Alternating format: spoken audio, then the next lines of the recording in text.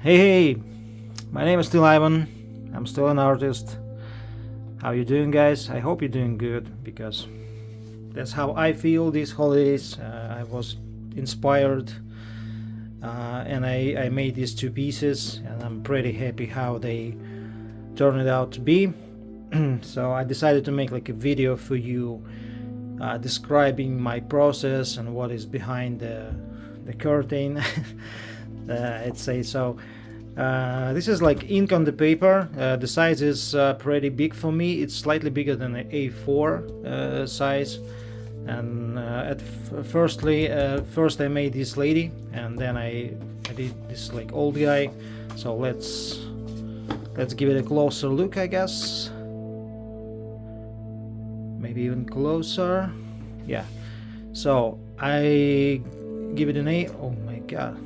Sorry about this, my dirty fingers. This is ink. I have no idea how to wash it off. So if you have any hints, please let me know. Because so far my plan is just, wait for it to vanish. So anyway, so I like to give names to my small projects, and I came up with this like very catchy name, like Ageofthegoat. Anyway, so the horned blonde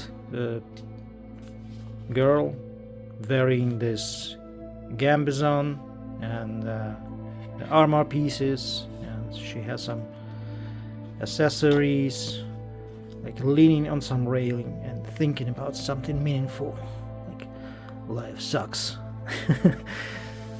I don't know. And the old man is, also Ageofthegoat. Old dude with turned wings, just sitting, maybe waiting for some donations, with the butterfly, like a wise man or something like that. So this is it. And yeah, if you wonder how my process works, I actually have this a lot of paper on my table. So I have this plan. So let's go through the plan, and I can explain like how everything works. So I always start with the references, because I don't know, I know some artists, they are references free. like famous Kim Jong-gi, for example, but I'm definitely not on this level yet, and I don't think this is a goal. The goal should be to make a good art, and I think good references they just make the art much stronger, much better. So I think it's a must, at least for me, and I highly recommend to get some good references before even starting doing anything. So the next stage is a sketch, and this is my sketch. It's just a piece of printed paper with the doodles, some scribbles and stuff, and I draw this dude, and as you can tell, it's basically the same guy. So the pose is the same, the face is the same, the turned wings is already there.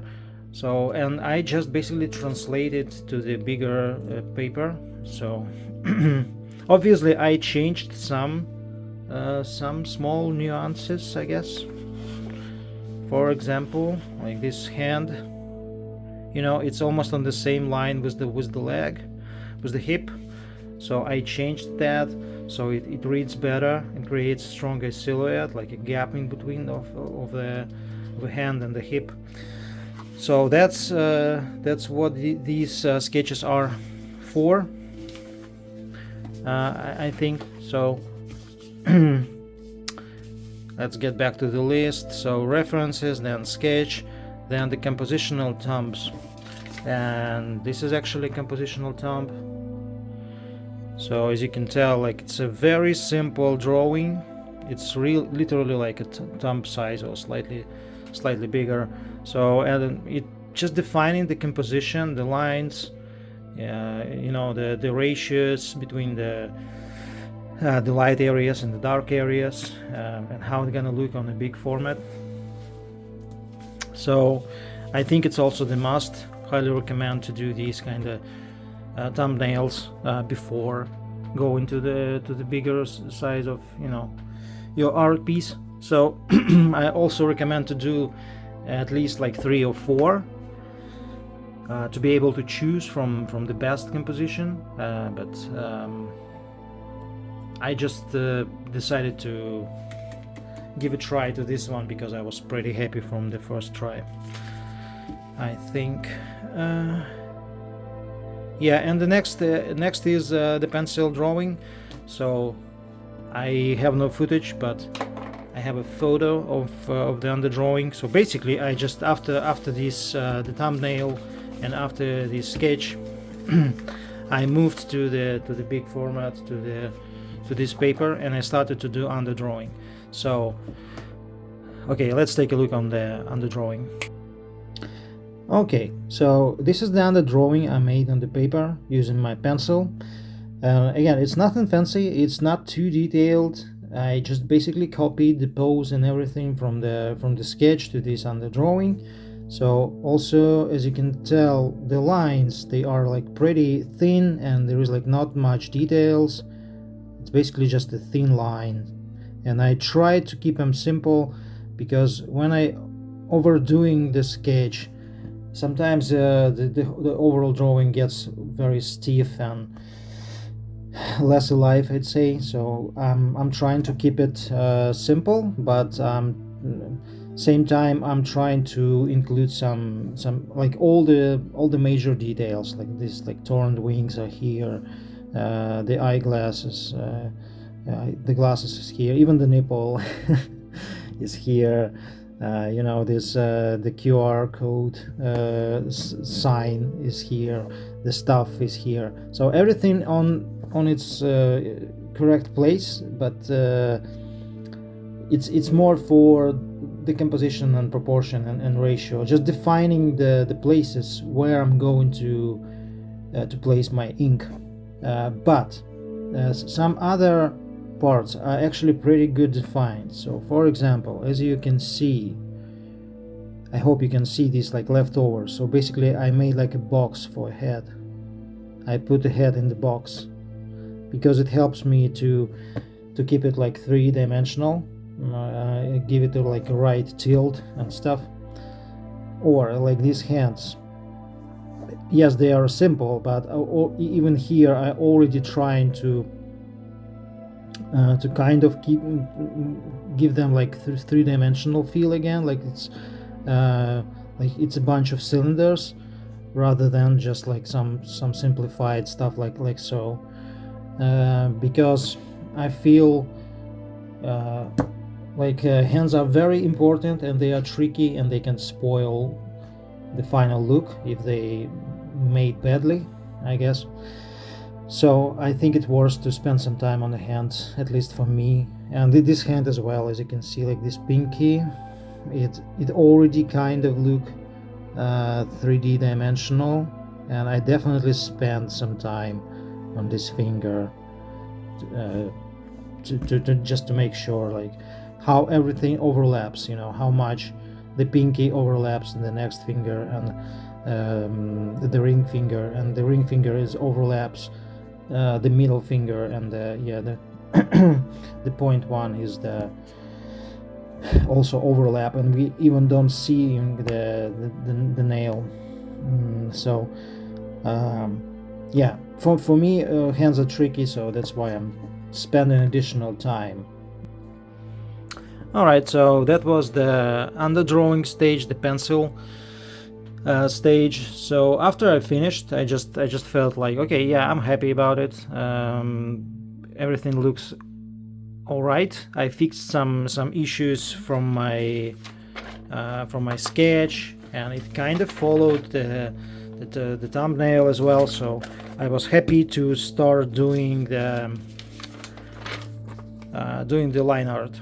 So I haven't recorded the line art stage because it is very important, so I just wanted to be concentrated on the drawing itself, so I decided to not recording it at all. I just made like one photo in the process, so I will give you a look in a second. For the line art, I used my favorite fountain pen, this like Sailor Mannen Fude something. It's this pen with the bent nib. And what it allows to do is actually, if you're using it like in reverse, it gives you these like very thin lines for the finer details, and if you're using it in a normal position, you can actually get these like very thick lines, and you can actually control the thickness with a little bit of practice. Yeah, so let's take a look at the line art. So I guess nothing fancy again, just the lines, the silhouette, the hatching. So for hatching, I tried to place the lines, you know, according to the 3D form to support the like 3D feeling of the parts. Sometimes I tried some more fancy stuff like these like circles around the the elbow to give them a cooler look, you know, but basically just placing them along the 3D shape to support the, you know, this volumetric kind of look. Also, I started to feel some small areas with the full black, because I know it will be harder to do on the next stage with the brush. What else? Yeah, I'm definitely planning some shadows, like here. This will be filled with the black later.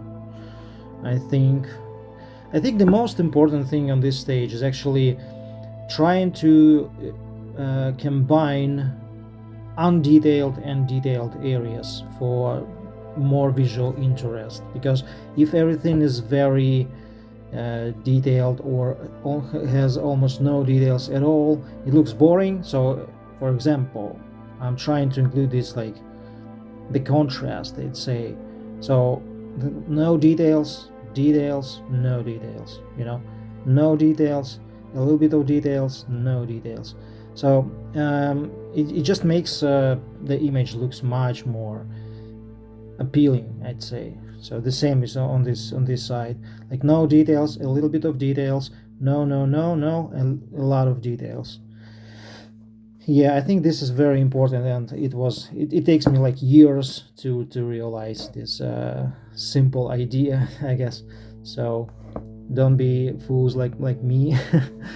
I guess also just a variation of the lines, like sometimes it's okay to keep some lines almost completely straight, even in the human's body. That feels like a counter intuitive in a way, but in fact the human body, it has a lot of these like straight lines, so not everything is actually smooth and curvy and stuff. Yeah, so that's it. That's my inking process. I just finished the inking, and I moved on the black wash stage. As you can see on the final piece, almost like a third of the image is covered with this black. So I decided to just use my watercolor brush, basically just dipping it into the bottle of ink. And I was doing this for the first time and never done it before. I had no idea how it's gonna look, but it turned out pretty cool. The ink is actually a very affordable one. It's made by Koh-I-Noor company from Czech Republic. It's made for the fountain pen, and it's not the best, not the most darkest one. So I think I had to make like 2 layers or something to get like a very nice deep dark saturated color. But yeah, it actually worked. Brush and ink works pretty well, almost like a watercolor, because of the low viscosity of the liquid, and the paper is bulges a little bit just as the watercolors. And I don't recommend this patchy approach for a second layer, so the next time I will definitely stick to just like full coverage with the parallel lines, I guess. And basically that's it. That's my process. Let's quickly summarize it for you guys, so everything is super clear. So references, I started with references, then I made a sketch, which is this thing. After that I made a compositional thumb, which is this thing. I made a pencil underdrawing on the paper, line art with my fountain pen, and the blackwash using the ink and the brush. And that's it. Thank you for staying so long with me. Thank you for watching this far, and also thank for all the people who subscribed, because this is really important for me and I really appreciate it. I hope you having a great holidays, and see you next time. Bye bye.